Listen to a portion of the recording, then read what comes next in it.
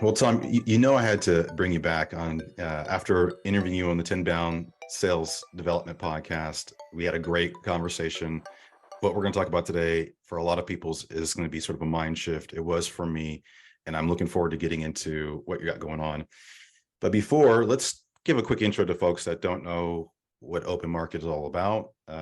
Reading straight from online, Salesforce. It's a Salesforce-Native utility app on the AppExchange for a marketplace approach to new lead prospect opportunity distribution, effectively shifting the paradigm of the SDR AE handoff. One of the things I know we're going to talk about here is that load balancing and the distribution equally or effectively amongst a variety of AEs. So before we get into all of that, I want to talk about your background, but did I get it right with OpnMkt? I think I did, but add some color for me.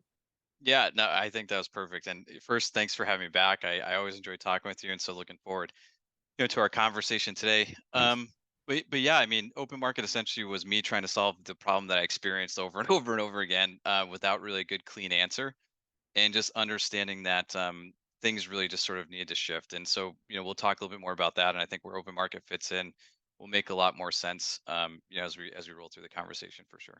Very good. Well, I'm looking forward to unpacking it. But first, let's talk about inflection points in your journey a little bit. And for those that are always interested in the background, I love that, after college, you started your own business right out of college, right? And started Wedding Workshops LLC before joining CareerBuilder as an AE and taking your career on from there.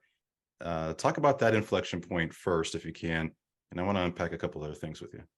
Yeah, it's funny that you really went to the Wayback Machine to find that. Now I know it's on my LinkedIn profile, but you scrolled, and I Yeah, appreciate exactly. You that. had to see more. Yeah, a few times probably. Um, well, I'm gonna take you back one more. The first business I started when I was 12 years old, and it was actually a wedding DJ business, which I ran till I was about just actually out of college, which is the tie back to wedding workshops, right? So I Wait was a a little minute. bit in You the ran this from 12 to out of college? Yeah, yeah. It was Wow. listen, I thought, when you're 12 years old, I was conquering the world. I was actually getting rides to weddings I had to DJ by my parents because I wasn't old enough to drive. Right. Kind of ridiculous when you think about it in hindsight, but man, I owned the world at that point and really enjoyed doing that at that age. What kind of music did you Um, DJ? what's that? What kind of music did you DJ? Honestly, anything but country. And the ironic part Okay. of that is for some reason I grew up, got older, and I like country music. And maybe Yeah. that was just the time I spent in Arizona, but yeah. Life will do that to you, get you open to country, that's for sure. Yeah, yeah. But that was actually a tie into the wedding stuff, and it was also really, I think, my first pass at this. When I was coming out of college, I was in the wedding industry, and so I'd gotten an email about wedding websites, and this is 2004, and so that was like a really new thing. Web was like a new thing, and I was learning how to build websites because I had my DJ business that I needed to learn how to advertise and that sort of thing, and so I got really interested in that. And I had a guy that I kind of partnered a little bit with who helped me build out the software. And really, what we were doing was selling that software to wedding venues, for them to be able to, Mm. give that as like kind of a gift for bride and grooms that were going to be, meeting with them or other vendors, right? I was a wedding Yeah, vendor, yeah. and so Glad if you were I going to could, be here for your event, but here's another way to advertise it and promote it for your family and friends. yep, like a white labeled almost wedding website business. And it was a lot of Hmm. fun. Early on days, and quite honestly, I think the developer lost interest in the project and I didn't have the skills to really develop, and so I had to kind of move on with my life. But Interesting. what ended up happening is I ended up working, I was in Vegas because all my whole family had moved to Phoenix. I grew up in the Mhm. Northeast, and I didn't want to go to Phoenix. And I had this little wedding website business with a chance of it still being able to do something. And I said, okay, I'm going to go to Vegas. There's a lot of weddings there. Right. And, if Right. the business comes Ton. back around, I'll stick around and I've got a lot of prospects. And if it doesn't, then, hey, I'm in Vegas. Right. And, when the wedding website business didn't really kind of pan out is when I found mortgages, and I did that for a little while. Right. And Saw then, that. I ended up just moving back to Arizona, and got a job at CareerBuilder. And As an AE, yeah. So first time. Well, I mean, you weren't. It's the first time selling because you had been selling as an entrepreneur, selling your own stuff, but in a structured corporate America environment, first time account executive. yep, exactly. Hmm. And that was actually the first chance I had to go into leadership too. It was a remote office, and they were growing fast, and I was very fortunate to find that. That was in Arizona, and then the market crashed in 2008, and so we didn't have any need to do job postings because unemployment rate went way up, and so they laid off a bunch of people. And at that time, somebody came to me and said, "Hey, we see what's going on, and you can stay, you can be an enterprise rep." I was a manager at the time. That's what we've got for you. And one of the other managers said, I'm going to this company called Citrix Online, and we've got a role, but it's only as an AE. Do you want to go? And I looked at it, went to lunch with like the people that were doing the hiring, and literally started like 2 days later. Yeah. And what that was just probably the best, quickest decision I've ever made. Quickest uh, and best decision. That's funny because yeah. yeah, Citrix at that time, absolutely. And then I think that story turns into probably everybody else's, which is the connections I made at Citrix. And it just And you were stayed. there for 6 years, seven Yeah. years almost. Yeah. Yep, quite a while. A lot of the people that had hired me there, the upper management stuff, had moved to companies like New Relic and up into the Bay Area, Mm. and obviously I just stayed in touch with them. Great network, great like just community of a company, and they ended up working at MixPanel right after they got the Series B, and it was a really big deal. It was back in 2015, and I've just got the call to come up and help manage, start building out the mid market channel, which is really where I've cut my teeth in my career. Um, and then it just kind of kept transitioning, right? Right. Right. Into Chardio, opportunity to be the first VP of sales at a really early stage company, and you learn a lot when you go from just managing people to all of a sudden managing the org, and you start to learn, all of that stuff. And at a really early stage company, you bootstrap it all, and you learn how to do a lot of different roles and wear a lot of different hats, and you're solving a lot of problems, which is I think the thing that I really enjoyed and was drawn to.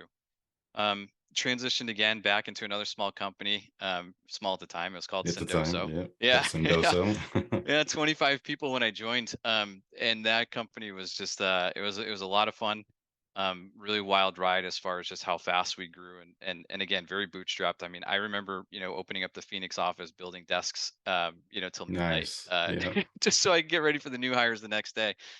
And just Rolling kind of the kept sleeves going. up. Yeah, exactly. And then just from there transitioned more into, Yeah. more consulting and just seeing much more things with that, building out go-to-market functions for a lot of different companies. And kind of been having my hands on a lot of different projects, throughout the whole time. So Well, yeah, that's a bit of a investing, transition. strategic advising, you've had a progressive career, and when we go back to CareerBuilder, when we go back to Citrix, you were promoted every time. You were promoted twice at CareerBuilder, promoted at Citrix to manager. What do you, in MixPanel promoted, what do you attribute your progressive career to? Just when you unpack you as an individual, what's led that? Is it relationships and hard work? I mean, what positioned you to always be moving on up? Because you've just been on a roll. It's I'm curious what drives that.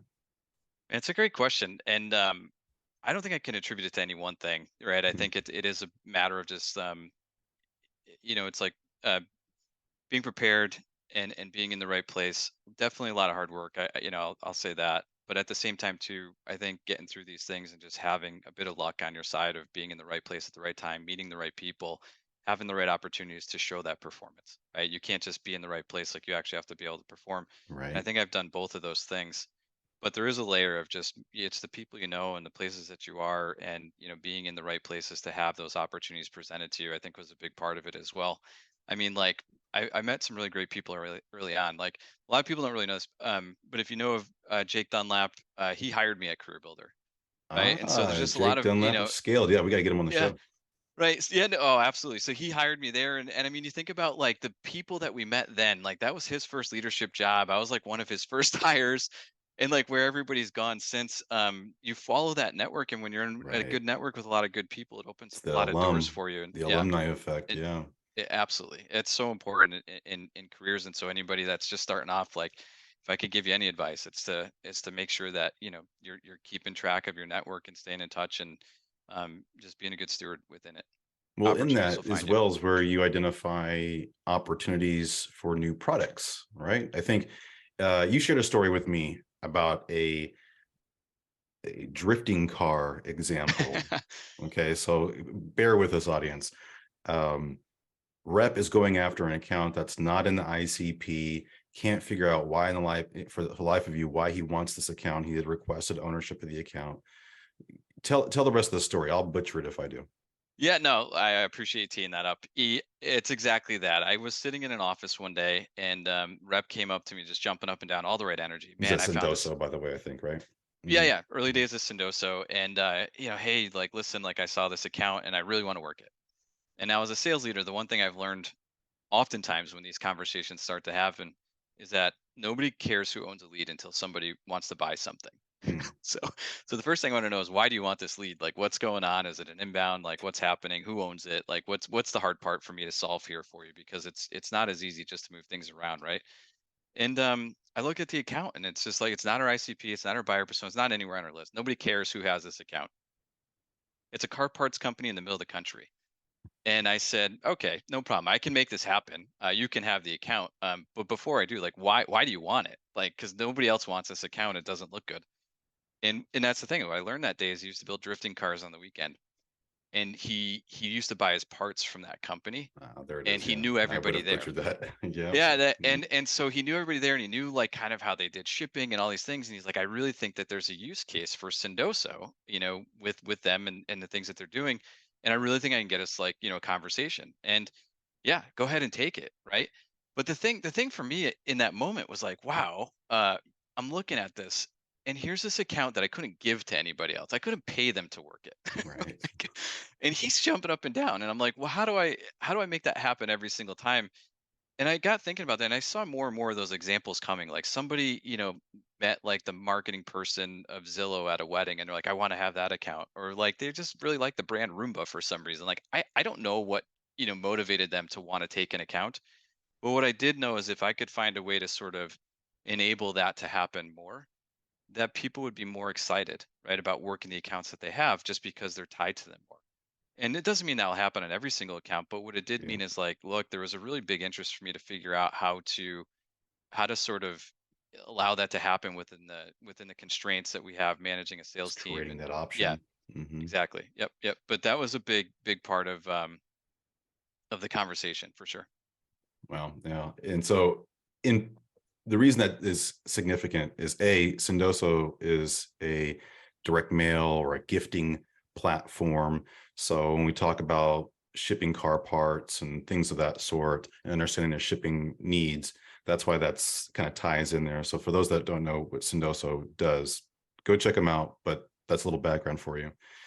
Secondly, is when you identified that, I think if I'm correct, that's sort of one of the aha moments for you in the idea of open market, because in your review, you shared with me offline that the one thing that's missing from these, lead distribution, account distribution platforms is the involvement of the account executive, and that's what you mean by creating that option.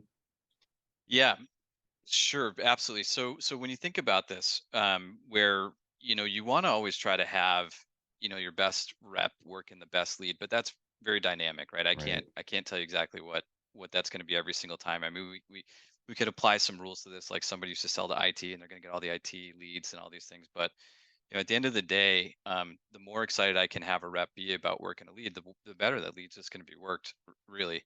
And I think what ends up happening, and what we're talking about having reps involvement, is the way that we distribute leads today. There's a couple of different paths, and just to kind of shape this conversation a little bit, I talked a little bit about my whole career being in mid market, and that's really my focus. Mhm. So if you're thinking about enterprise or something full sales cycle, some of this stuff might not resonate with you as much. But when we think about the mid market space, oftentimes we set people up into, like, named accounts or territories, or we do like a round robin function. And any of those things that happen, more often than not, what we're really doing is just sort of pushing the accounts out to the account executives without any involvement from them, or very little, right? We might go through an Right. I know exercise where they exactly get to what you pick their mean. Here's accounts your and all new that account stuff. list. Yep.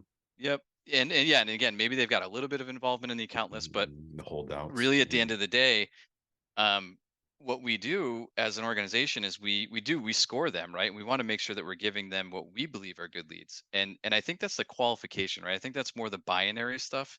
And what I mean by that is it in the ICP? Is it the buyer persona?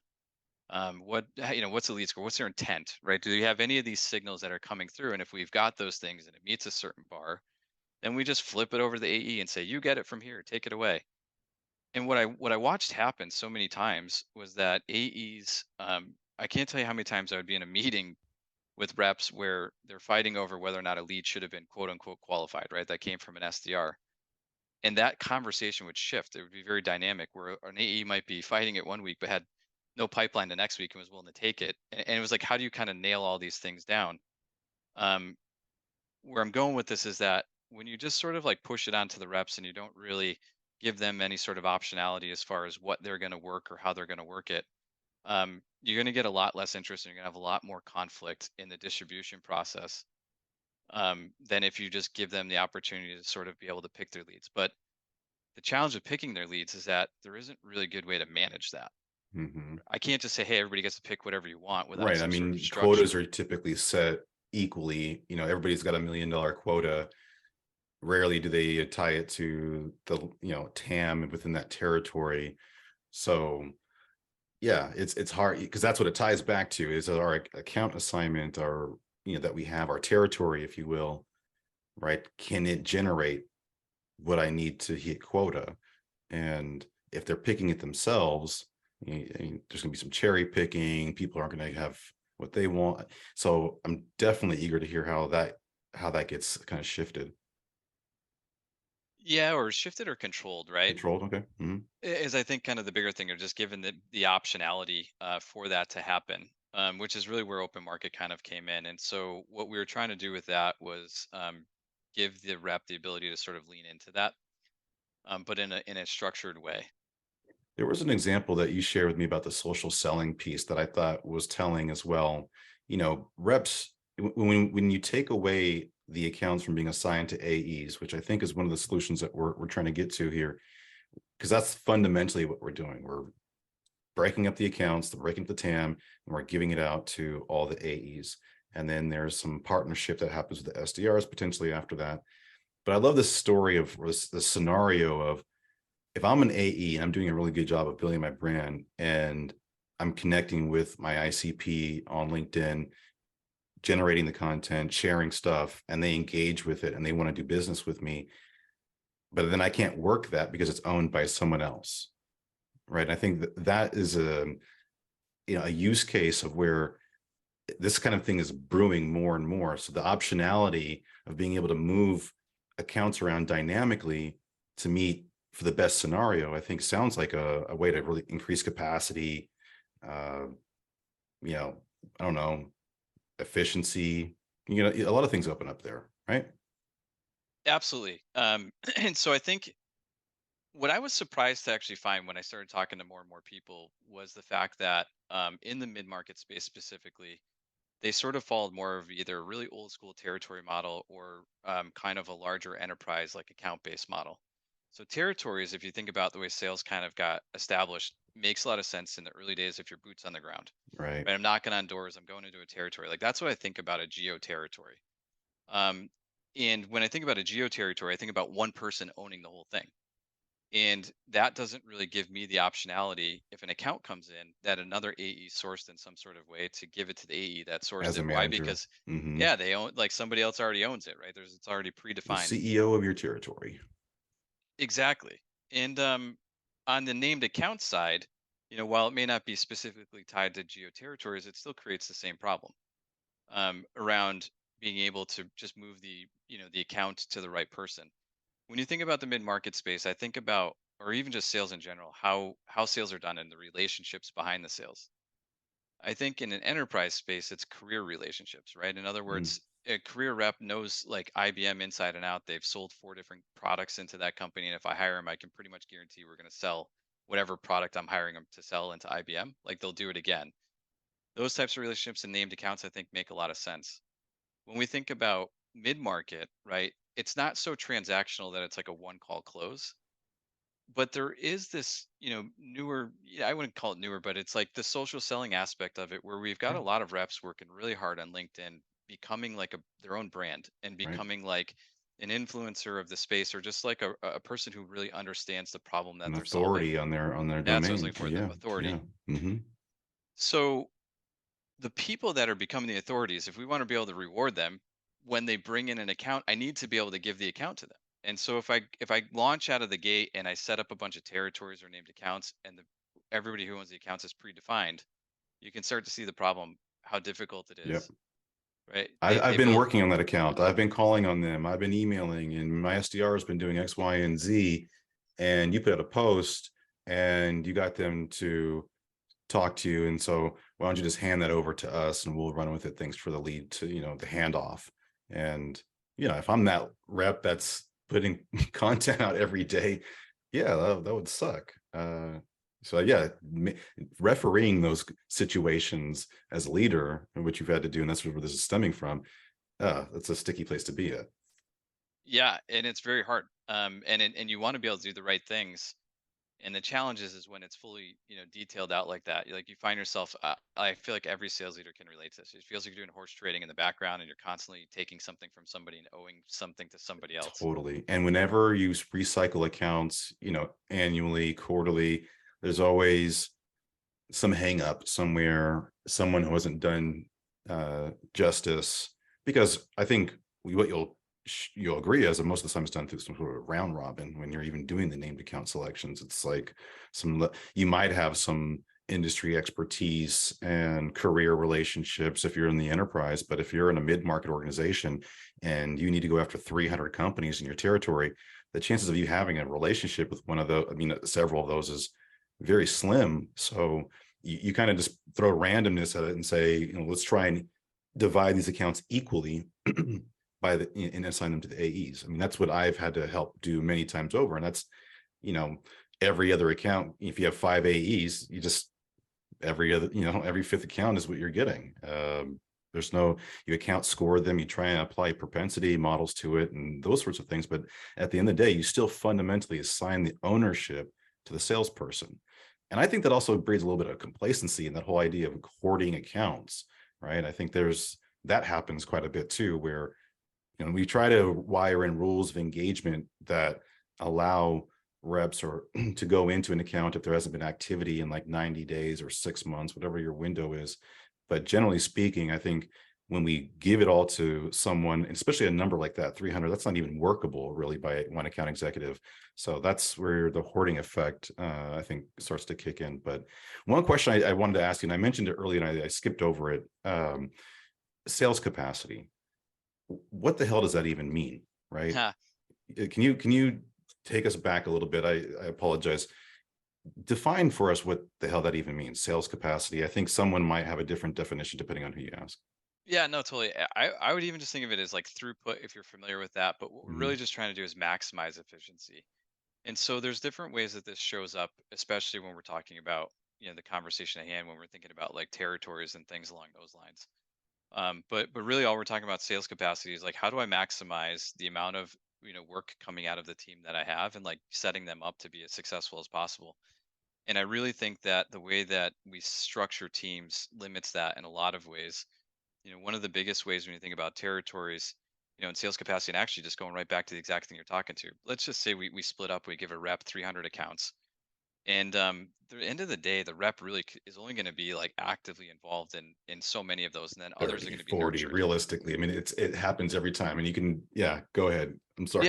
It sets No, no, me no, off. but so, and then what I'm watching is, so let's just say, I don't know, call it 30 accounts that they're really actively engaged in. It means the Uh-huh. other 270 are just kind of sitting, and the reps don't get like the somewhat okay accounts, right? Because we all know what inside of the TAM are the accounts that are going to be the highest propensity to buy, just by either the line size, the industry they're in, things like that, right? And so what we do is we really give the reps all the absolute best accounts, but then the majority of them are just sort of sitting. But and I'm not opposed to like accounts sitting. I think that that's important from time to time, but they're sitting kind of without a plan. Right. And the reality is like things are happening and shifting and changing on the other side. And if a rep reached out to an account and just happened to hit the wrong person, and they marked it in a bad way, where it's like, we don't, they don't need anything, we'll follow up, and nobody's paying attention to that account for any sort of other signals that might be coming in, you're going to miss your window to sell them, right? Like I can't tell you how many times we had an account and maybe a rep got promoted or left the company, and then the account base got turned up, and somebody else, went to go sell the account, and they followed up a queue that said we should follow up in 6 months. We follow up in 6 months and found out that they bought the competitor 3 months ago. Oh yeah, all the time. Hmm. Yeah, so the fact that nobody's really paying attention to a lot of that stuff really hurts us a lot, as well. And so that's a big part of just like if we're just distributing all the accounts out to an AE and telling them to go be their own CEO of their own territory, what that really means is that all of those things are being worked very differently, and sometimes not at all. And this isn't true for everybody. Some Right, reps are going to right, crush it no matter right. what. But my experience is that's like your top 10, 20% of the reps, and the other 80% aren't, as sophisticated maybe or working it in the same way. And like from a sales leadership perspective and an organizational perspective, we're going to be missing out on just a lot of opportunity to sell stuff. And that was tying up you know a lot of the TAM that we had. And when you assign it to a rep, you do have to go through this awkwardness of like, well, you haven't touched it in 90 days. Yes, I have. I just didn't log it. Okay, well, show me that log, right? And then we're wasting, like, think about all that time that we're wasting trying to validate something that happened or didn't happen Well, they're versus trying just to, because they want to keep hoarding it. In case an listen. inbound lead comes in, I might get something from that one. I hope so. That's exactly the thought, and I don't blame anybody for having that thought. Right, right. But boy, we could do a lot more with it if I could just, put that back in the hands of like marketing to drive some more awareness, or SDRs to drive more interest. And Well, there and you go. so And that that's the that's my perfect biggest segue challenge. right there. And you just, because I know the solution that we're trying to build up to, because I know your philosophy on this, but this is a perfect time to say, okay, well, if we don't assign accounts to AEs and we do, or account salespeople, however you phrase it, then what do we do? Who gets the accounts? Yeah. So I've probably run every single model, and where the one that I like the most is like what we've sort of been talking about leading up to this. And so I definitely appreciate all the conversation, but it does sort of lead to like a bigger dialogue around all of this, and like the problem that you're going to run into that I tried to solve with open market here. But the biggest thing on the model, going back to your question, like where do we assign it? If I could wave a wand walking into an organization, the way I would want to structure it is like, and one of the mistakes I've made along the way in my career, and I think just happens very often, is like just not partnering enough with marketing. And I think part of the reason why that starts to happen is we don't, when all the A's are getting the accounts and they're running their own businesses, like their own CEOs, like they don't necessarily know how to like work with marketing either. And then we find ourselves in these two silos. So for me to wave a wand, I want to be a better partner with marketing, and I want marketing more involved in like doing like kind of account based marketing, right, or account Right. based selling. We're picking the Yep. TAM, we're deciding our targets, and then we're And the we're coming cross up with the coordinating our campaigns, coming up with the campaigns, yeah. right, And right, how are we cross coordinating? That's a great way to put it. And like, how are we going to go attack the TAM? Like, how are we going after this? Well, when we involve marketing, we get support from marketing, and when marketing is involved in the plan and who we're going to be talking to, then they create campaigns for us. They create air cover, I call it, where they might be running ads to a certain account base, that we're calling into. And so the benefit of that for us is like, look, even if nobody clicked on the ad or raised their hand, maybe they've seen our brand. And so when I call and I say, hey, we're giving you a call from this company, you've at least heard of it, right? It's kind of like when you yeah, drove down the street, you saw the billboard, you don't really know what it was about, but it's not that foreign either. They're creating an awareness for us to go in and create the interest. And that is just super powerful and super helpful from that perspective. But the what ends up happening is that marketing is like assigning the accounts to SDRs, and we're creating campaigns, that we're working in cohort with or in concert with marketing. right. Once we get some interest generated, at that point is when I want to send it over to an account executive, and I want it to be able to go to whatever account executive is going to be the best fit for it, right? So that's why I Going really back to like what we to talked move. about earlier about the dynamic nature of this, and one week to the next, and you never know what relationships or insights exist within your AEs and so forth. So that's the optionality of them being involved in the process is where this comes in, right? Once the interest is established. And I think, just to not skip over and be clear, if I'm technically speaking, you're going to put these accounts in an SDR's name, or in sort of SDR queue, if you will. Is that right? Yeah, absolutely. Right. So when we think about that, again, like I'm trying to have the SDRs be the one to sort of take ownership of working them. Yep. Yep. In partnership with marketing in those campaigns, with the air cover that's happening. So now this is the workflow. SDR has established interest. We passed the awareness phase. We've established interest. either through outreach or inbound. And now we have a meeting booked. And I think this is where Open Market's solution comes in. And we can talk about it if you like, but talk about that workflow from that point of view, because now it's the AEs have an option to pick some of those. It's not automatically signed, because the way that we would do it today is that would already be predefined, right? Meeting gets established. I already know which account executive this meeting is being set for, right? But in the context that you're referring to in the solution, the sort of new paradigm that you're suggesting that we shift to, when that meeting gets booked is when we determine who it's going to go to. It's not predefined. Yeah, exactly. And so that's oftentimes where you see the round robin. Okay. And so leading up to that structure where you can use the round robin is by far my favorite. So however we get there, right? But what's actually happening is a couple things. One is that the accounts aren't predefined. That's the first thing, right? Gives me a Okay. lot of optionality. And so when situations like social selling and those types of things pop, it makes it very easy for me to move the account to the right AE at the right time. Got it. So that's one part of it. But then the other part of it is it becomes a many to many relationship. And so what I mean by that is, many SDRs supporting many AEs becomes a lot more stable of an environment too to manage in. If I ever have an AE get promoted or leave the company, it doesn't disrupt like the pods that you're probably more familiar with. Yep. And the round robin distribution model allows for a lot of that optionality, to happen. Got it. But if I take the ownership of the accounts away from the AEs, and it sounds like I'm cycling through this, and I think that was one of the things you'd mentioned offline as well, is that when you have it with the SDRs, they might work it for some period of time, then it's a rinse and repeat where now you're not working it for a month, 3 months, and then it gets back into the pool to be worked by the same SDR or even a different SDR. So in that second analogy, you talked about the many to many relationship. This is where we're at now. But I feel like if I'm cycling through that way and I have a many to many relationship, is that really buyer centric? Is that going to be the best experience for the prospect? Because I don't know, on the outside, hearing it for the first time, you might think, well, then they're getting hit every 3 months by a different person. Uh, yeah, well, the many to many, actually, what I mean by that is many SDRs supporting many AEs. But you also just touched on something else we've chatted about, which is like I really do. One of the things I also learned along the way, made the mistake on, was like just deploying all the TAM immediately. And that's a bad move, no matter if you put it into all the SDRs names or if you put it into all the AEs names, it doesn't matter to me as much. But what happens is when you go to deploy the TAM, let's say I got 1,000 accounts budgeted for each person I hired, and I give them all 1,000 accounts. The first month's great. Why? Because they had 1,000 accounts. Second month, they've heard no 300 times, and now they're working off of 700 accounts. And their world just keeps getting smaller and smaller. And so when we think about this concept of working with marketing and being in a campaign, and what I like to do is try to, if I've got an account in the TAM or account that we're targeting, I like to touch it in a 3 month campaign twice a year. So I like it 3 months on, 3 months off, 3 months on, 3 months off.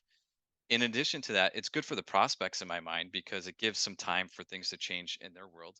And Hmm. it's really great for our reps too, because like just the example I just gave you, it sort of combats that. In other words, they have like a really set of accounts that they're going to be focusing on. And once they're done with that in 3 months, I'm moving another set of accounts into their name. And so it just keeps new and fresh things in front of them. Now, what you were just asking about is the voice, going to the customer. Um, that's actually not much different in what I described than what actually happens in the real world anyway. Why? Because sales is Good very point. transient in the sense of like, people are moving up or moving out or whatever, right? Like all these types of things are constantly happening. There's all this disruption on sales floor anyway. How many times do we rebalance account bases and all that stuff on a regular basis? Um, but it isn't to say that it has to be like that and what I'm describing for a model either. If I'm moving accounts in for 3 months and out for 3 months, if I still have that same SDR in the team, I can give them all those same accounts again, right? How is Right. that any different than what we're already doing today? It's very similar. Right. Okay. And then the only thing that happens is when we move it from an SDR to an AE, right? And where I'm going with this is that, even if you're assigning all these accounts in a TAM, but you're having an SDR, to the AE, but you're having an SDR do all the prospecting, they're not usually hearing from the AE that owns it anyway. So it doesn't necessarily need to be pre-decided who's going to get it. And you're going to end up probably, in my mind, very similar experience, no matter which model you choose from the customer perspective. Meaning, who are they hearing from and how often and how much is that changing?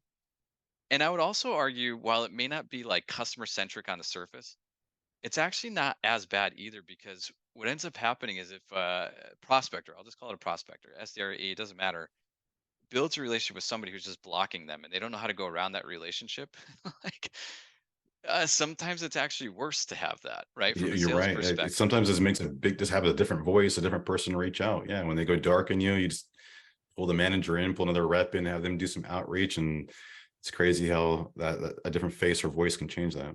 Yeah, absolutely. And so I do think it's actually a lot healthier for everybody, customers and prospectors, and just really your bottom line as a business. And that's where we talk about sales capacity, right? Like if I've got an account that's prematurely, or like what I'm trying to say here is like the prospector has a bad feeling about the account, or an inaccurate one, and they just won't ever call that account again. You give that to somebody net new and they look at it and see a whole new opportunity than the person before them. They And go they're all after over it, and it. all of a sudden, Mhm. next thing you know, we've got this deal in the pipeline.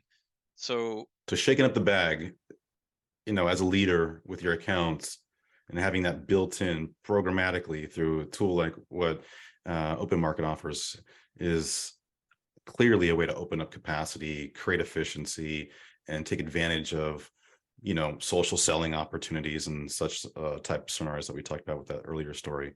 But what you talk about as well is the many to many, and if I'm understanding this correctly, it's a paradigm shift. So forgive me if I need to keep up. Uh, but the AE SDR pod. So are you breaking that up then in that? Or there's no one SDR to two AEs or that sort of alignment? yes, so I've run the pods, and I think that feels like, when you listen to a lot of people, it makes a lot of sense, and I think on the Yeah, I mean, surface there's it some does. So synergies there. There's teaming, and you think partnership, and you know, AEs taking SDRs under their wing, and that by being part of the career pathing and so forth. So I've seen the AE pod when you have good synergy be advantageous for sure, so when it works well, it works amazing. right? But also When it creates challenges as a leader. So let me try to dive into some of that. And by pods, what we're talking about here is like a one SDR to one AE, and okay, they're like in their pod, or maybe a 1 to 2 or 1 to 3 ratio. right, But what we're really saying here, the ratios aren't necessarily as mattering as much, but what we're really talking about is the fact that they're assigned to each other. And well, oftentimes what you hear is like, oh, well, it's a great way to train SDRs. The AEs are going to train them up, and what you really end up with is like everybody trained in very different ways. That's the first thing. Second thing is like I've watched it create a lot of issues around like the SDRs work for the AEs, and if I'm being honest, it's a lot more of like a cultural issue, but it yeah, surfaces a lot. Your SDR is not your secretary for those that are listening. Right, right, Yeah, right, yeah. right. And like sometimes, it's good when they're learning a bunch of stuff, but it's not when it's like they're not really learning and they are acting more as a secretary than something else here. So, and then as a manager, right, or a leader of the team, let's say I've got, 10 of these pods, one or two of them is working amazing, and then I've got probably, five under the hood that are doing okay, and like just three that are absolutely on just a dumpster fire that I'm trying to Right, figure out how right. to manage. They And hate and each other, yeah, literally. totally. And AE's not showing up for syncs, and SDR is not working the accounts in spite of them. It's this whole host yep. of stuff.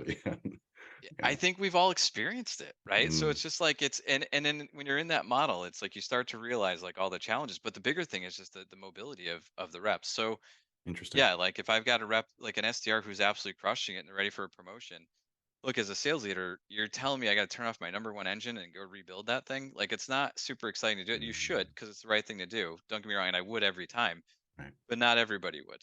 If I'm being honest, right? And I think that it's a very challenging thing for a leader to do.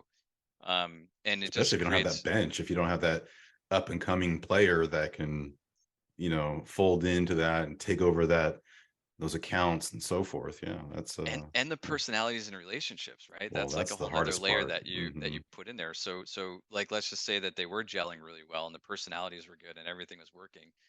And you think you can just plug in anybody else next, but the reality is like if it's a different person and you lose that momentum, Right. you can't really bring that I back. want Tom And back. yeah, super hard. Yeah. It's really hard to manage that. So that's why I do like going to the pool model, which is this many to many thing, right? And that's what that means is that We've got many SDRs and many AEs. It's very stable. And you don't have to like really worry about a lot of those dynamic relationships.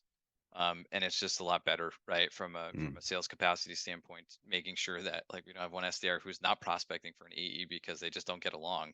Like, and then you start changing the comp plan. You're like, well, half of it has to come from one AE and the other one has to come from their, account base. And you have to prospect for both of them. And it's like you start finding yourself doing all these crazy like Well, shifts. I'm glad you mentioned that. We mentioned load balancing earlier and the distribution or the equal distribution of outcomes, meetings, new opportunities. And I think it's common. I see it regularly as you go from company to company where out of a pool of maybe 10 AEs, two or three are getting the vast majority of the meetings. And that's for a variety of reasons. People are new, people aren't getting along. There's all these things that go. So that load balancing and the distribution becomes very hard sometimes. And a lot of different things impact that. We've talked about some of them already, but that's a real problem that a lot of revenue teams are facing, is that on the macro, the SDR team might be hitting the plan and contributing to the pipeline generation. But when you break it out and feather it out into the account executives, half of them are drowning still. If obviously they should be self-sourcing and all that. We can debate that separately. But in terms of the expectation of SDR contribution, right, a lot of that's shifted towards a small number of AEs. And this model that you're suggesting that creates that increased capacity and optionality helps address that inherently to the model. But one question, I know you got this asked of you recently, and we wouldn't have a complete episode if we didn't answer this piece. And you mentioned compensation just a moment ago. So how do we measure, manage quality and quantity then? If we move to this model and we have this going on, it sounds like there might be, some challenges there. And I think one of your solutions, just to kind of set it up, is the dollar system that you have in your Yeah. platform. Mhm. Well, that's actually where open market does come into all of this, right? Which is to say, all of the things you talked about before, you can absolutely execute and do, and that's like actually the preferred model I've been in. But the really kind of like the only good distribution model in that is like a round robin, and you can weight the round robin, and you can do all these extra things to try to like make sure that the round robin is like more balanced. But one other thing I want to call out is like we talk about equability of distribution. And I think the biggest mistake that people make in all that is treating and assuming that every opportunity is the same quality, like that the opportunities are equal. And so what we do is we say, call them widgets. It's like you get 10 widgets, you get 10 widgets, you get 10 widgets, but it's not true, right? And so reps know this too. And when you're doing a round robin distribution model, it gets really hard to balance the thing you're talking about, which is quantity versus quality, right? And also like let's be honest that like SDRs and AEs are motivated in very different ways. Their role in the pipeline generation is very different, right? Like SDRs are trying to create quantity, and we get excited about that until we learn, that there's so much quantity coming in that it's like not really the right fit or something, and then we Right. start It's creating backfiring. It's qualification creating criteria. Yeah, distractions because it's not qualified or whatever. I mean, in some cases, I mean, there are SDRs and SDR teams that are doing a phenomenal job at that. So we don't want to paint a broad brushstroke here, but yes, that can have an opposite effect of what you might hope is happening from that. so let's talk about how we try to adjust for that. And I think a lot of sales leaders can relate to this, and probably reps too. Like we've all felt this happening. We always start off with like getting meetings, then we got to figure out how to get better meetings. Mm. And the way that we start to try to turn some dials, we've only really got a few knobs here, like comp plans, rules of engagement, right? Qualification criteria, all these things. And what I find is that when we're looking at quantity, we're talking about the number of meetings that are set. And on any sales floor, I always have like a leader doing, if their quota's 10, they're pumping out 20. They're really good at setting meetings, but they're not doing a lot of qualification. And it's kind of like a gamble whether or not that lead's going to be any good. And every AE knows this, right? So we all know who that person is. And as a sales leader, I know who that person is too, because I'm looking at how many meetings are set in the chart, and I'm looking at the bar, the graph going down, and I'm looking at the bottom. And here at the bottom, I got somebody, same quota 10 might be set in 6 a month. Um, with the difference between those two, when you flip these charts and we look at quality, right, then we start thinking about, well, did they convert into deals? Did they Right. move into stage 2 of the pipeline? And oftentimes, the person that's setting 6 has a way higher conversion ratio. And what happens next is we start comping SDRs partly on whether or not the deal closed. And I have Right. such an Yep. issue with that Yep. because there's no more like clear demarcation line between SDRs and AEs. And I think that you're compensating SDRs on something that they really don't have control over. Could they maybe influence it with a better quality meeting? I agree. I don't disagree with that. But I think But at the even end of those the better day, quality meeting, the quality of the salesperson is still subjective. 100%, right? And so how does an SDR feel about that? Now, typically SDR deals, these aren't like closing in 2 weeks. So an SDR's compensation now might be dragged out for 9 months, right? Or a Because we're portion waiting of for the it. deal. Yeah, Hmm. a portion of it, we're waiting for the deal to close, and it's like that just doesn't feel like the thing that I want to Yeah, it's compensate not the it's not a SDR on. behavior driver in which the comp plan is supposed to do, because there's no behavior that you can do to control that necessarily in some cases. Yeah, and in the comp plan, it's like really comp plan is just an operating manual for a sales rep, right? Or whoever is going to come in and try to execute against it. The only thing I'm trying to figure out is how I'm getting paid, and I'll do all the things I have to do underneath it to make that happen. So when you think about the two bookends I just gave you, we've got quantity being measured by number of units, quality being measured by how many of those units convert. Well, if I really, neither one of those are actually a good metric in my mind for compensating the SDR. And what I mean by that is this: I think that a good metric would be measuring the value that the SDR is creating for the AE team. Well, the only lead score that actually matters in an organization is one that we don't measure, which is the one that the rep gives it as soon as they see that lead. Now, if a Hmm. rep says, "Hey, this lead is a 10 to me," I don't know why. It's a car parts company in the middle of the country, but you're in love with it. Like that's a 10. You're going to work it like a 10. Hmm. It could be a good lead going to a rep with a full pipeline, and it's a good lead. So like they just don't have the time to work it, and it's just not going to get the work that it deserves. But when a rep looks at a lead, depending on how excited they are about working it, is like kind of the effort that goes into it. Is what That's I've just huge. sort of experienced. Hmm. So when you think back to what a dollar is in the economy and what it means, it's just transferring value. It's a mechanism to transfer value. And so I thought, how do we bake that into this process, right? If I'm going to give AEs the ability to go in and pick their leads as a way to sort of balance quantity and quality, what open market does is we give them a balance, a budget, and we call it market dollars. You call it points. I've heard this being kind of like a fantasy football draft for leads. Like it's this concept, right? You got so many points, but you only have so much resources that you can work with. But you get to choose where they go. And the leads can actually be at different price points. And this is what all of a sudden creates a natural check and balance between the two teams without me having to be involved. I pay you X number of my market dollars for that lead, and I'm going to pay you more if it's worth more to me because I'm the one who just scored it. I'm going to pay you less if it's not. And So if my so now, pipeline's not full, like that scenario you gave earlier, from one week to the next, one week the funnel was full, so this isn't worth it. I'm not going to bid on it. I'm not going to, raise my hand for the auction, right? But next week, my funnel is depleting because I lost a bunch of big deals out of nowhere. Now I'm bidding on everything that I can get my hands on. yeah, because you got to get busy again. Yeah. And there's an optimal Okay. amount of busyness. So like you can't be too busy because you're dropping stuff. You can't be not busy enough because you're just sitting around. Sales capacity, is not good for that rep. Yeah. Right. So giving them the ability to hit the gas or pump the brakes, fill in their pipeline with the stuff that they're most interested in working on is really powerful. Right. And what that means is that actually not everybody's going to get the same amount of leads. And I'm Mm. okay with that Yep. because Yep. they're Yep. going to get the leads that they value more, right? And they may spend more resources. If I'm spending double the amount on leads, but I'm getting half of them, but those are leads that I care about and I value more, that's okay. We've got lower quality leads, and let's be honest, we do. Like there's leads in the system that aren't that great or they're not that Right. qualified. Right. But if Right. somebody worked them really hard, we might turn them into a deal. Well, If I that can, that yeah, it sparks a thought of, there's that one-on-one you're having with your AE, and they have a full funnel, or whatever the situation is at hand, but they need to focus on closing. They need to focus on opportunity progression. But yet there's this tension because there's an expectation in business that they partner with their SDR and receive those leads and work them. But between me and you, I'm your manager, you're the rep. I know, like right now, you just need to focus in on those 25 ops in your funnel and we'll be good. So yeah, to create the option of saying, hey, no, you don't have to tap into the SDR resource. You can keep your market dollars, focus on your 25, and the ones that are coming in now can be bid on or routed to those that need them, want them, and will apply the right level of focus that you were talking about.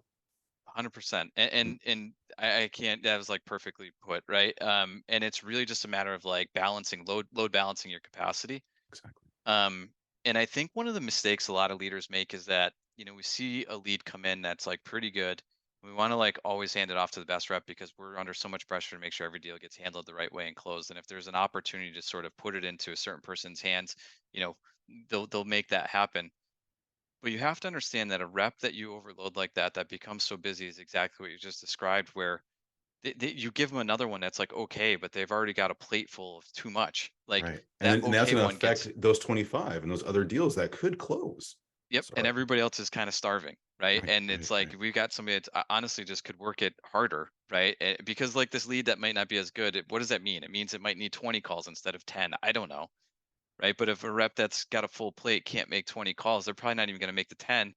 That lead's not getting worked. And a good lead that could have been sold with a good amount of effort isn't getting the effort that it deserves. And that's where you start losing sales capacity, right? Meaning that like I actually That's had the team that could have the done it, but I hole in didn't your it, bucket. it didn't get there. Yeah. Mhm, you're bleeding. That's where you're bleeding at right there. And it's internal bleeding. You don't even realize it really. It's not it's not squirting in your face. But it's bleeding slowly and you wonder why, folks are dying on the table.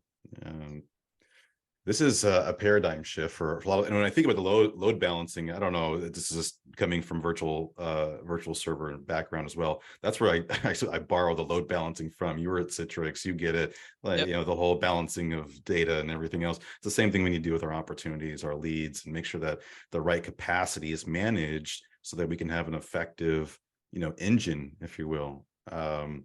So that's so anything else that you'd leave folks with about open market? I think we connected the dots really well, I feel like, and we wanted to unfold this conversation in a certain way for our audience, because it is a different way, and it's such a latent issue that we do it everywhere we go, from one company to the next. It's the same thing. Just assign all the accounts to the AEs, and then they own it and they control and make the decisions, and then inherently from that from biting that apple, all kinds of downstream issues and loss of capacity is what takes place. So shifting a simple shift in ownership with a native tool that will fit right into your Salesforce instance market, open market, you have a solution that can do all the things that we talked about here today. Yeah, I think it's actually a lot less about open market for me and a lot more about Mhm. just trying to, um just share like the experiences I've had in the rest of the market, and just there's such a better way to run all of this. And meaning, to try to like capture that sales capacity. So whether you use open market or not, like that's Mhm. fine. I think that even if you got this whole thing set up where you're involving marketing, they're picking the TAM, SDRs are the ones driving it, and you've got optionality for AEs to be authoritative figures, social selling, and we're rewarding everybody all the right ways, and we're getting the accounts to people that have the capacity to work them and the excitement to work them, right? I mean, you could do 90% of this all the way through and still have a round robin. And that's what I used to do. And when I ran into the problems with the quantity versus quality in the round robin and watching all these conversations happen, that's where like the concept of like, wow, we have to fix this quantity versus quality issue. And that's where open market comes in. But the reality, 90% is you could do without open market. And I would really hope to see the world moving towards that because there's just such a better way to run these types of teams. And when you get into the quantity versus quality issue and you're that far along, feel free to give me a call. There you go. I've Well, got a where good can people solution find for you you. then on Yeah. that? That's a good segue. Where do you want to point people to connect with you, learn more about open market, what have you? Yeah, I mean, listen, I'm on LinkedIn. Just search it up under Tom Melbourne, or even just the website. Check it out. It's spelled kind of funky. It's opnmkt.io.